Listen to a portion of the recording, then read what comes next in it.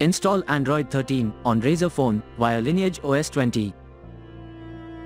Please check the description for important notes and all the download links.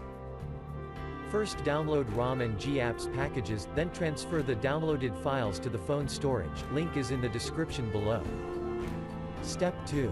Boot your device into TWRP recovery.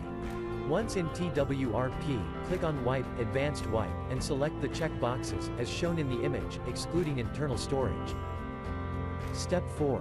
Swipe the button to wipe the device. Step 5. Go back to the recovery main screen, and tap on the Install button. Step 6. Navigate to the storage, and select the ROM zip file. Step 7. Finally, swipe the button on the screen to install ROM file. Step 8. Flash the GApps zip package, in the same manner. Step 9. After GApps flashing completes, select Wipe Cache and Dalvik from bottom left side of screen, and swipe to wipe. Step 10. When the flashing process is complete, hit Reboot System. That's it, you have successfully installed the ROM on your device.